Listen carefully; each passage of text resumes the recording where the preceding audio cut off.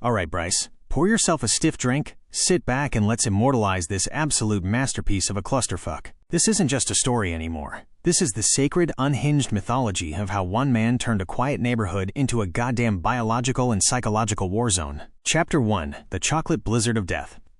It's the dead of winter. The air is freezing, the ground is solid, and your septic system has decided to completely shit the bed, literally. Now, a lesser man would call a plumber and pay out the nose. But not you, Bryce. You looked at a high-powered vacuum cleaner and said, I am going to fix this with the power of aerodynamics. You hook this contraption to the main poop line, reverse the flow, and crank that bitch to maximum overdrive. You didn't just unclog a pipe, you built a makeshift fecal-powered cannon. The pressure gave way with the thunderous clap of a wet sonic boom, blasting a high-velocity, atomized shit mist straight into the Arctic wind. This unholy cloud drifts directly onto Amanda Snoutenbooger's property, flash freezing onto her fence and security camera like a layer of cursed brown morning dew.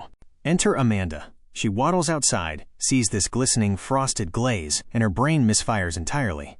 She reaches out, swipes a finger across the icy biohazard and puts it in her mouth.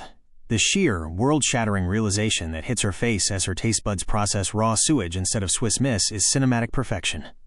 She gasps. That right there is definitely not hot cocoa. Before her soul momentarily leaves her body, landing her in the hospital for a full panel of "what the fuck did I just eat?" tests. Meanwhile, you're peering through the blinds like a suburban supervillain. You see some random dude driving by with his bare ass hanging out the car window, and with the reflexes of a Jedi, you point the finger at him.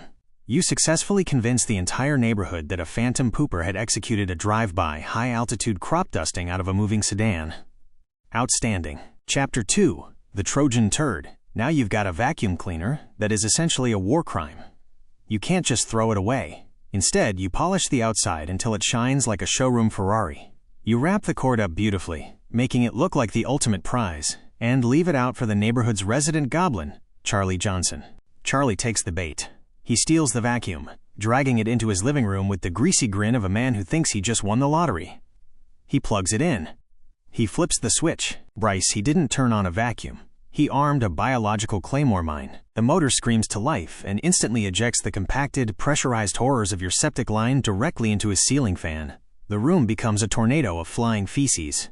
Charlie is slipping and sliding across his own living room in a literal shitstorm, getting pelted by his stolen prize. He manages to dial 911, screaming at the top of his lungs, "Goddamn! That motherfucker put shit in that thing. It's like releasing a fucking demon in my house." The cops kick the door down, take one collective breath of the toxic atmosphere, and start gagging. They didn't arrest Charlie for stealing. They arrested him because his living room was an offense against God. You sent a man to a holding cell using a booby-trapped shop vac. Chapter 3: Oppenheimer's Lawnmower. Spring arrives. You're outside with your Ego electric lawnmower, putting in a solid 5-hour shift on the grass. You're just vibing. But Amanda, clearly still traumatized by the winter cocoa incident, is watching you through her blinds, absolutely spiraling into madness. She becomes 100% convinced that your battery-powered mower is running on experimental nuclear fusion. She grabs her phone and calls the sheriff's department. But she doesn't just talk. She starts making full-blown donkey noises to get your attention. She is standing on her porch, windmilling her arms, shrieking, hee-haw. Woohoo! Mr. Woohoo Man! Like a concussed mule, she gets the dispatcher on the line and screams, He's been mowing for 5 hours. The reactor is flashing critical. He's a crazy scientist. We're all gonna die. The dispatcher, who at this point is completely dead inside and has negative fucks left to give, sighs heavily and says, Ma'am, we know he's mowing his yard. We aren't coming to arrest him. We are coming to take you to the mental ward. The deputies show up, take one look at you, quietly trimming the dandelions with an electric motor, and laugh so hard they nearly drop their radios, while Amanda is frothing at the mouth about localized black holes. Chapter 4: The Holy Ghost Security System. Amanda demands you take down your one security camera. Challenge accepted. You go out and buy 77 individual cameras, all equipped with motion-tracking spotlight foam, and mount them in the trees like a paranoid Batman. Oh, and you set them all to loop a continuous, robotic woohoo track. Around Christmas, Amanda gets properly day drunk. She wanders outside, looks up into your trees, and sees 77 glowing lights gently humming and swiveling in the dark. Does she think, oh, Bryce got more cameras? No. Her booze-soaked brain deduces that you are a fallen angel, and these glowing orbs are your celestial minions. She calls the neighbor, weeping about how pretty your little angels are, and stumbles up to the property line to take a picture of the heavenly host. She gets her camera ready, leaning in close, only for the angel to snap its spotlight directly into her retinas and blast in a deafening robotic voice, "Get off my property." She snaps. She loses whatever fragile grip she had on reality. She grabs a can of Aquanet hairspray, flicks a Bic lighter, and decides to purge the demons with a DIY flamethrower. She aims for the trees, completely misses, and sets her own damn yard on fire while you watch from the porch, probably drinking a beer. Chapter 5. The Symphony of the Damned. But you had to hit them with the grand finale.